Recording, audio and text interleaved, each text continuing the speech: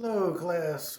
I am Doug, and this is College Algebra. I'm doing Math 1220, and we're just going to do some review, and I'm going to do another one of these for the next topic, which I believe is something to do with quadratic functions, degree 2. Okay, so this is kind of similar to our last quiz. Here's two functions I just made up.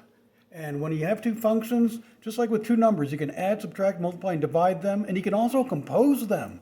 So here I'm going to add them first. So how do you add up f plus g? You could write it like this. I think I like this way better. It's more direct. You know what's going on. But sometimes I like to get technical, so that means the same thing. So what is f plus g equal to in this case? So you just write what f is, that, and then write what g is. Make sure you carry that plus sign right there. And then what is g? It's that.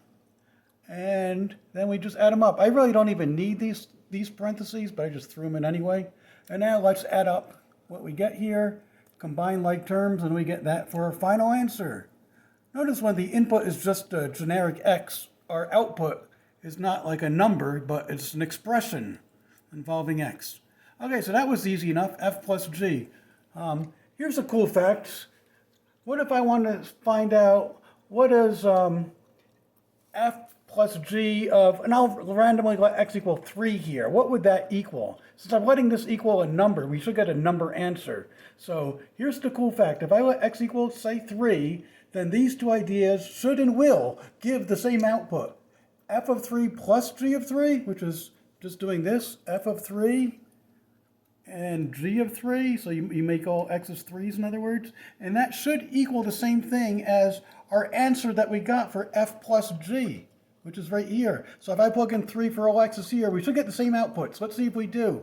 So here's f of 3 plus g of 3. So what is f of 3? I'm just going to plug in 3 for all x's in the f function. So I'm going to write 3 squared minus 3. Yeah.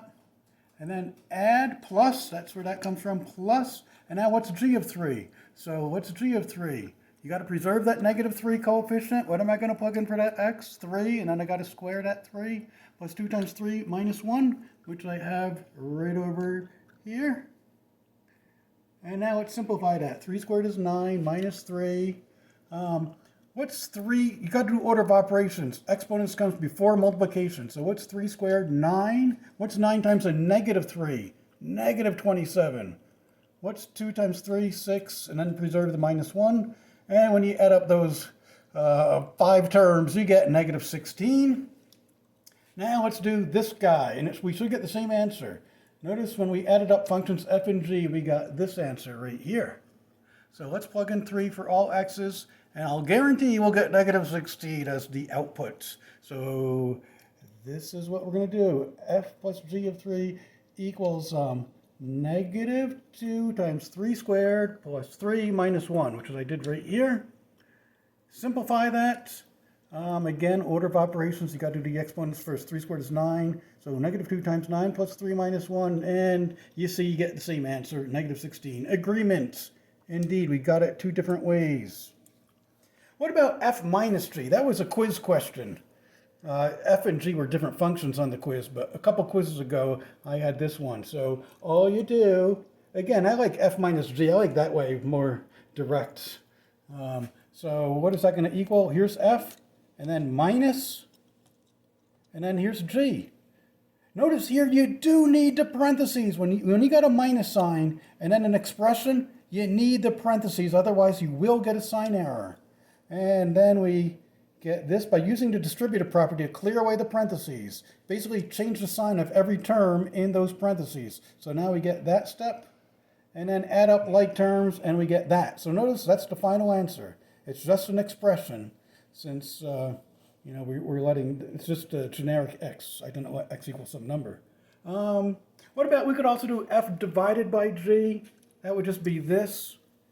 And you can also multiply them, which would be that. I didn't actually do that. It's kind of complicated to multiply these two polynomials. Not too bad. You just take that x squared and multiply it by every term, and then take that negative x and multiply it by every term.